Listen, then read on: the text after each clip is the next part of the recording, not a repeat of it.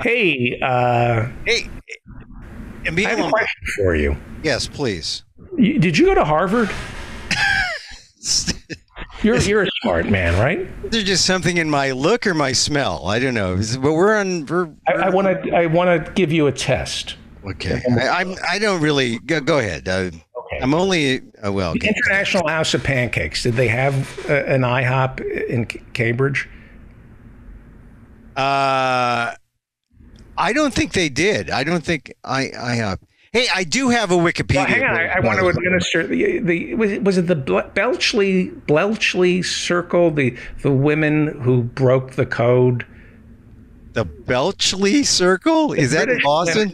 The British women who broke the code Oh. of the Enigma machine.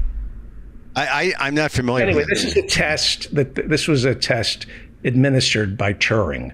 This is part of the Turing. Oh, Turing test. Okay. Yeah. Okay. Yes. To determine whether or not you're real.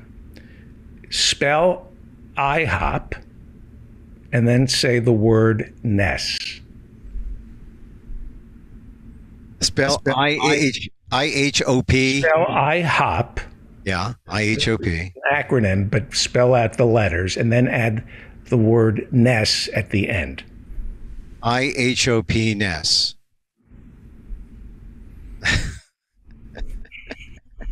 It's a Turing test. Yeah. Okay, IHOP. This is the thing. I'm going to put, if I had the money, I would just put a montage together of all the guests. IHO penis, you mean? It depends on your accent. Hey, what? Community guidelines. Yeah, IHO. That's what you're going for. Come on. It's August. I don't get a vacation. Look, the police are coming because we broke community standards. See, this is all I get out of the show. Yeah.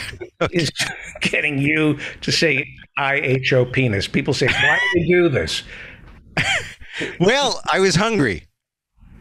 Yeah. Yeah. Okay. What did I? Now I was. It was reading- a single stack. It was a single stack. Yes.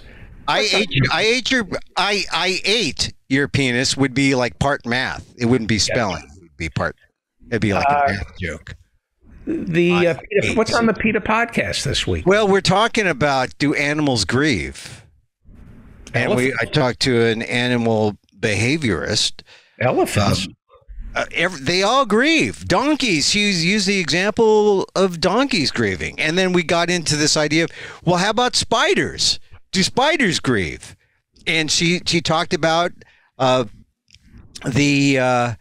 her research on spiders, or her observation of spiders. And I killed my husband and ate him after we had sex. It was so I loved him so. It's like Janice. Yeah, we were talking about real spiders, not like Spider-Man or Peter Parker stuff.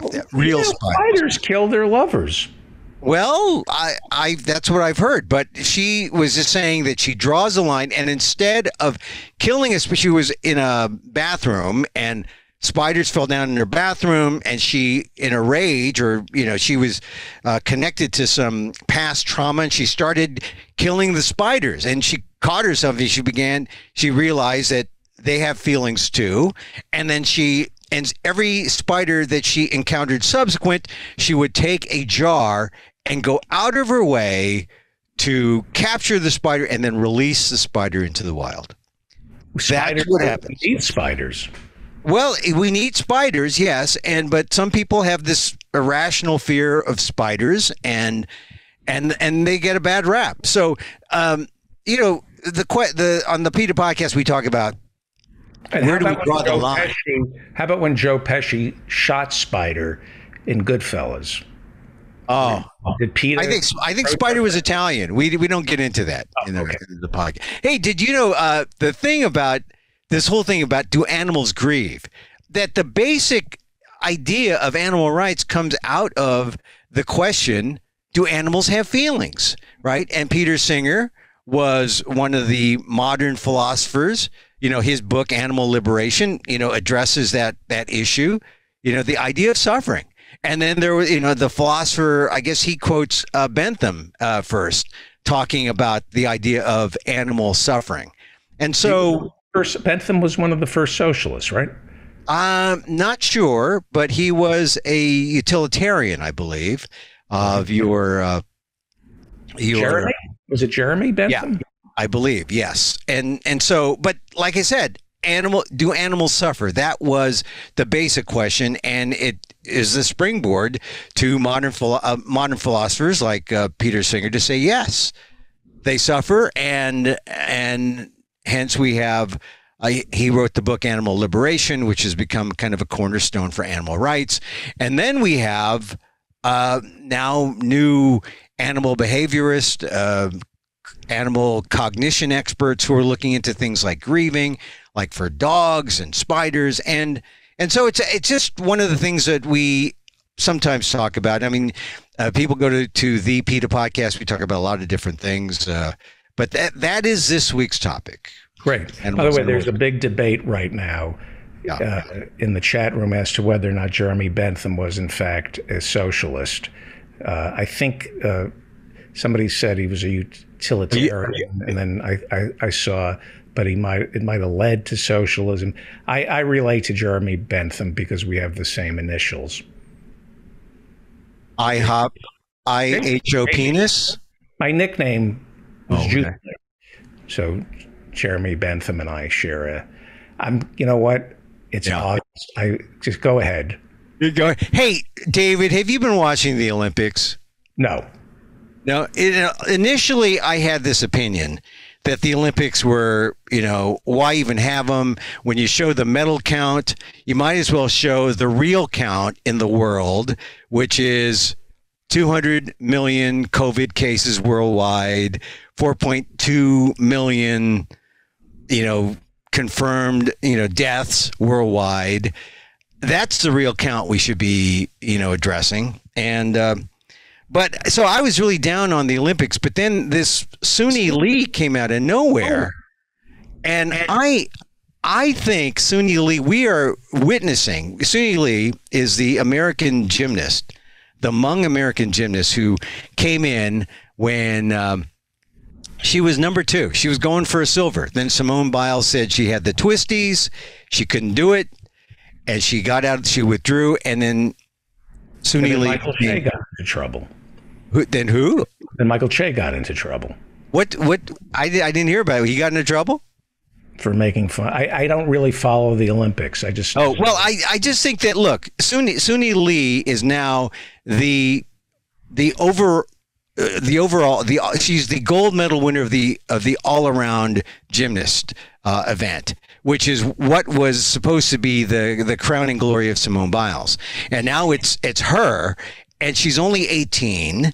And she was on the Today Show on Thursday, and it was like there was a reunion with her Hmong family. She is going. I just saw in her that this quality that would make her the iconic Asian American figure in America for the next. I don't know what she's going to do after 18 or post Olympics, but just winning the gold in the way she did, filling in for Simone Biles, I think for the next 50 years we'll remember Suni Lee. Are people watching the Olympics? I don't know if they are. It's so hard to watch because they're slice and dice in so many different ways. Mm-hmm. But I started watching because of the Simone Biles thing, and I got caught up because I write for an Asian American community.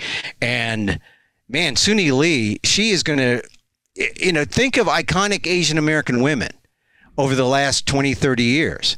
Because I'm in the news business, I thought of Connie Chung, right? I just think Suni Lee is it. She's got the charisma. She's got the gold. And what got me was that they took her around to the Today Show audience, the people in the plaza, and there were like little kids who were saying, "Oh, Suni Lee is my favorite." These little blonde, tow-haired kids saying, "Oh, Suni Lee," and they were hugging her and giving her thumbs up. I just think she has the potential. Let me temper it a little bit. She has the potential of becoming the Asian American figure. And when you on top of that, consider the Hmong American background.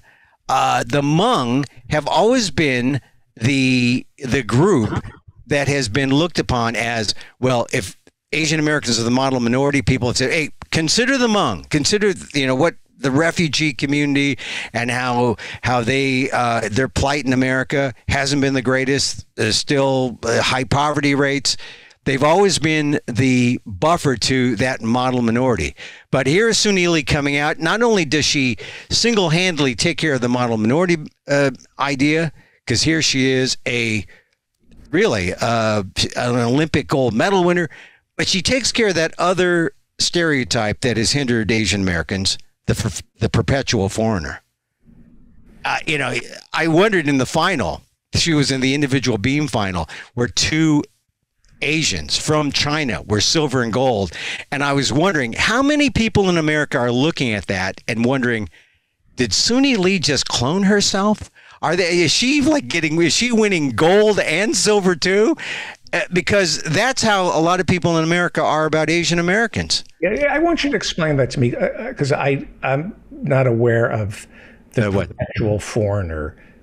The Andrew Yang cartoon. Yeah, where he was coming up from the subway, and they said the tourists are back in town. Yeah, and I remember reading that cartoon, and Mrs. Yang was offended by that, right? Because she said we're the perpetual tourists. I said no. You don't live in New York City. You have a country house, right? But I have no right to tell. Am I muffled? No, you're good. You're good. Yes, people are having trouble hearing me, which is not necessarily a bad thing. So, David, the perpetual. Here's a general rule of thumb. A general rule of thumb on the David Feldman Show. The general rule of thumb is you have no right to tell somebody whether or not they can be offended. In other words, you cannot say to Andrew Yang and his wife, you have no right to be offended by that cartoon. Right. They'll tell you. Their feelings are their feelings, right? Right. And if somebody feels slighted, you listen and you try to learn. And behind their back go, well, that was bull. No, you try not to. You try to accommodate them and not say something that's offensive. Yeah. Well, David, the whole idea of the perpetual foreigner is that we're never good enough. Asian Americans are never quite, we never quite belong. I mean, it was the complaint about the Japanese Americans who were interned in 1941, right? Most of those who were interned were American. Right. And it's like they came here, they worked hard, they owned land, they owned businesses. Perpetual foreigner. Japan, invades or bombs Pearl Harbor, and boom. The Japanese Americans in America were seen as somehow closer to the Japanese nationals or to Japan than they were to Americans who they were. By the way, the Japanese Nationals was going to be the name of the baseball team. The baseball team. Hey, so anyway, that's how the perpetual foreigner thing comes up, and that's why when Suni Lee was competing in that final Olympic event for the beam, I was just wondering how many Americans out there, when they see the two Asian girls, Chinese, they won gold and silver. When they see them finishing before Simone Biles, how many people thought, oh, there's Suni Lee. Oh, there's Suni Lee again. She won the gold. She won the silver. And I had thought she had smashed the perpetual foreigner because people saw, hey, look, here's this Hmong American, this Asian American, Asian looking, but she is one of us. We're on the same team. And I thought when she won the gold that happened, but then still during that final beam, competition, I just know that there are some Americans out there who looked at that and said, oh, look, there's those Asians. Is that Suni Lee? Oh, those girls are from China. See, I'm just telling you. I'm sure that there were some, but anyway, that's a perpetual foreigner, stereotype. I think Suni Lee, though, seeing how people related to her and her story. When she was out there on the Today Show, there were these little blonde-haired gymnasts, boys and girls 10 years younger than her, who were like just looking up to her like she was some goddess. She's the next big thing in gymnastics. And I just, what an exciting time for her to be 18. And she's going to go to college in Auburn. She's going to go to the South. Alabama. And so I just hope she survives the South. But, is that come on. Is that people? The good people of Alabama? The unvaccinated in Alabama? Oh, look, please. Yeah. I think Mo Brooks is from Alabama, isn't he? Mel Brooks? Mo Brooks. Oh, Mo, not Mel Brooks. Mel Brooks. Mo Brooks had an X-rated version of Blazing Saddles, I think. So, this is the other thing about the Hmong. I don't know if I mentioned this the last time. I did a bunch of stories in 2000. Hang on, that's a funny idea for a sketch. Mo Brooks' Blazing Saddles. Yeah. The X-rated version, yeah. Not the X-rated. Just the racist version. The racist version. The racist version. Yeah, where Cleavon Little puts on whiteface. Yeah. As a sheriff. So I did a story in Stockton, California on the Hmong. I did a ton of stories on the Hmong because Stockton was one of the places where they brought the Hmong from the Thai refugee camps. And when I was there, I did a story about Hmong girls. There's a custom in the Hmong culture to have child brides and to marry them off. You know what? You talked about this last week. Okay. All right. So anyway, I just think of that story all the time when I see, here's an 18-year-old Hmong girl who is modern and has the whole world, the world is her oyster, and good for her. You used the word oyster last week. I'm sorry. Did I use the word oyster? You used the word, I'm kidding. But you did. No, you did talk about this. It is, but it's an important thing because here she is. She's the next generation.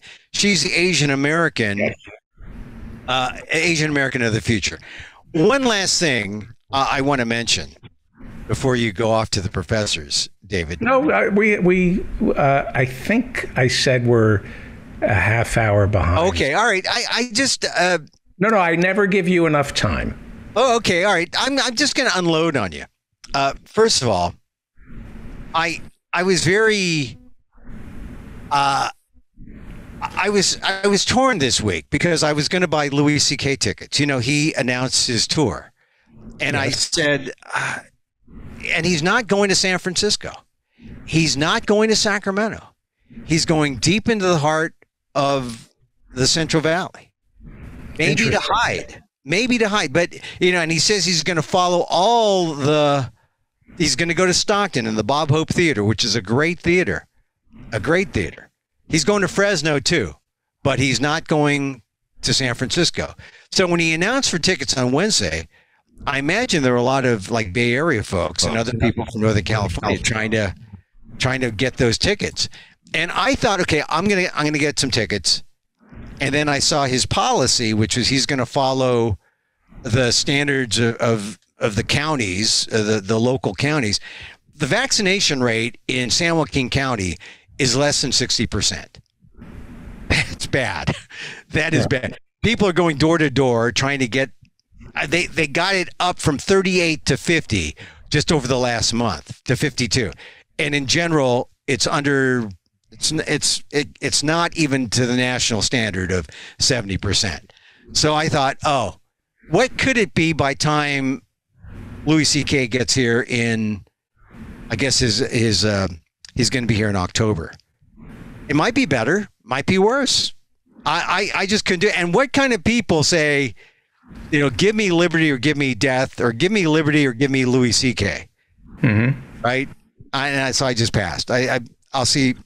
I'll watch him on YouTube after I go over old David Feldman episodes. I spoke to Louis. He said he will not be masturbating to any women who are not vaccinated, and he will wear a mask when he masturbates to women back in the hotel room. That's considerate. I mean, he says, it was consenting, but he admits to abusing his power, which I think is just the beginning of, He said it was consenting? He said they consented. He asked first, he said. That's according to reports. And so when Andrew Cuomo touches the back of a state trooper, just caresses her, just frisking her to see if she's armed, I think.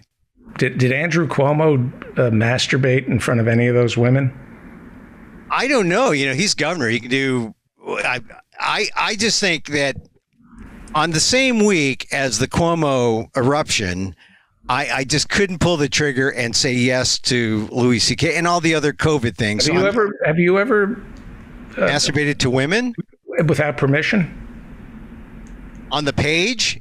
Did I have to ask the magazine? Did you ever ask a woman? Did you ever, when you were a journalist? Yeah.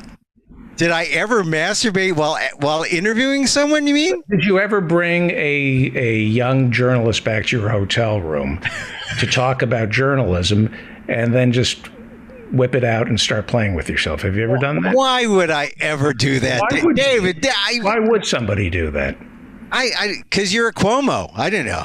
No, I'm just saying, is it consensual? How many women do you know would say, yes, well, let's talk about my comedy career while you masturbate? Someone with, an extreme, is it narcissism or is it just power? Women who are interested in comedy want to talk to a powerful comedian while he masturbates. That's a fact. Yeah, I don't. I'm being sarcastic. It's an abuse. It is a severe abuse of power, and it's sick. It's an abuse, and you see it when it happens. And I think who does that? Look. Here's the thing about Andrew Cuomo. I think talk about Louis C.K. Well, it's power. It's about power. That's what makes it wrong. It's about bullies. And what do you think it does to a woman to see a powerful man who you respect suddenly whip his penis out and start masturbating? What do you think that might do to a young comedian? Consider a career in urology? I don't know. I don't know. I think that it's, you got to pick your mentors better, or the people you. Well, Chappelle says they're brittle.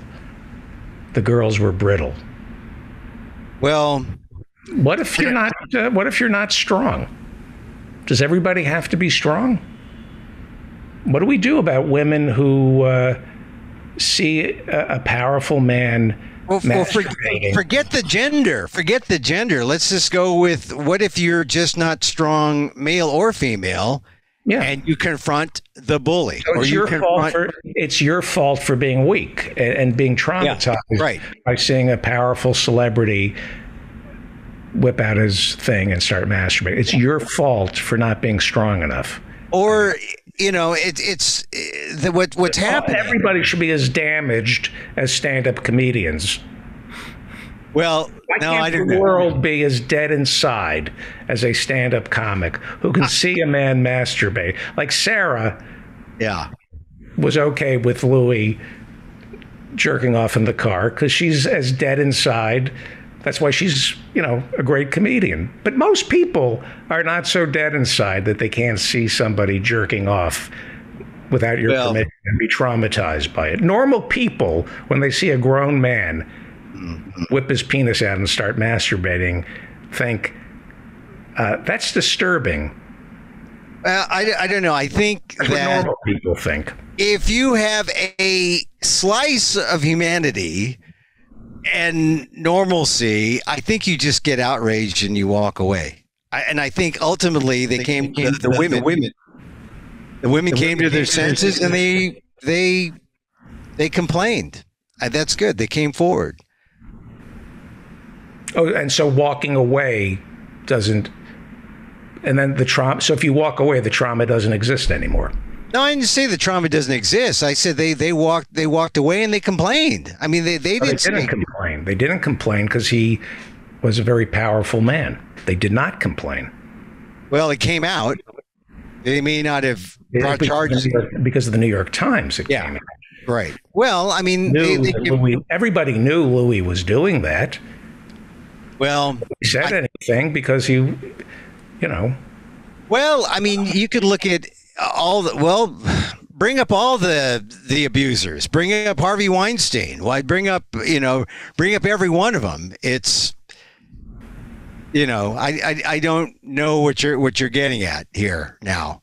I think that it was wrong what he did. I think when I was considering buying tickets, I was wondering, am I? Yes, you are. Aiding him, or am I saying, okay, look, because his appeal in the email was, look, I'm going to say some rude things, and if you think it's my freedom to do this, you're welcome to come join me. All about freedom. Well, look, I don't know what he's going to say, but it's freedom. No, I don't want the state telling me to wear a mask, to get a vaccine, or whether or not I can jack off in a hotel room. That was another thing that I considered. Who are the unvaxxed people who are going to be in this theater? Who are not just that, the community, the county. I was just concerned. I was concerned that the kind of people the other people would be attracted to see him, not people who believe in free speech and not people who are interested in what he's doing now. Because look, a lot of people, I'm sure, are just saying, forget him. We don't want to give him another chance. I gather that's where you are on this. I have no opinion. Louis is an old friend of mine. Yeah, I know Louis. I think he's got some splaining to do. Well, the last piece he did, the last special, he tried to explain a little bit, didn't really, but he did confront it. And I just think that I just know that before the incident, he was considered one of the comic, geniuses of his generation, and then he just fell off the cliff. I'm curious to see how he gets back up, if he does. And then, but given the situation of, the circumstance of being in that county. Okay, but look at Trump. Yeah. There's no degree of difficulty to getting back up for a white man who whipped his dick out and masturbated. There's the dismount and then getting back up, no degree of difficulty whatsoever. We got to wrap it up. Yeah. Well, I just think that with Cuomo, I was wondering if he could pull a Trump and just stay up there and keep lying. But I think there's a part of me, the animal in me, thinks do the Clinton, do the Trump. Clinton didn't back down. I don't. Yeah, when he said the first words out of his mouth in the tape was, I didn't do that. Essentially, I didn't do anything inappropriate. I just say with the blue dress or with that woman, or I just kept thinking about Clinton, and if he chose to just stay on that kind of that Trump level. I was talking with Ishmael Reed the other day. Politically speaking, he should never give an inch. Louis gave 9 or 8 or whatever, but that's the problem. We got to go ahead. Ishmael Reed, yes. He said Cuomo should run for president. And maybe as the standard bearer for the non-Trump Republicans. I don't know. Maybe he was just joking. Tisha James took about 180 depositions. We had the state attorney general's office consumed investigating the governor's office. Now we have the assembly holding the impeachment hearings. It's not like we need the state attorney general to be doing anything else. Well, right? It's not like, hey, we got plenty of money here in New York State. We got plenty of workers, plenty of people. Letitia James has nothing else to do, right, other than investigate Andrew Cuomo. Look, I just think we have the nursing home scandal. Yeah. He is the son of Mario Cuomo. Yeah. Hey, David, I used to be. 1 second. He is the son. He earned nothing. Same way Chris Cuomo. They've earned nothing on their own. They have a sense of entitlement. I'll get to Chris Cuomo some other night. Andrew Cuomo earned nothing on his own. Hey, look, I'm not a big Andrew Cuomo fan. Sense of entitlement. Yeah, I go away. In the 90s, I was. I got it. I was a fan of Mario Cuomo. I had an irrational love of Mario Cuomo, and I coined the phrase Cuomo-sexual, my irrational love for Mario Cuomo. He did not run for president. He stayed on as governor. I have no love for his kids, and it's sad because, Cuomo is a great man. Hey, listen, David. Read Primary Colors. The father was no great shit. The father was... I'm not. Look, for the time in the 90s, I said, for the time. One good speech at the Democratic National Convention when you. That's all I had to go on. In '84. Yeah, we were at the same. I got to go. But listen to Cuomo's speech about the shining city on the hill and celebrating the immigrants. He had one good speech in '84, and that was at the Democratic National Convention. And he didn't run for president. He was indecisive, and he was an okay governor. He wasn't okay. All right, look, no argument. Let me just say, I did mention Ishmael Reed. I did an interview. You can see it on emilguillermo.media on Facebook. I wrote an essay for his new anthology, Bigotry on Broadway. Bigotry on Broadway. I write about South Pacific, and a little essay there that comes out in September, and people can go to. I met Ishmael Reed. He said, "Call me Reed." You did? He say that? Yeah, he was at Herman Melville's. Yeah, I know, Moby Dick.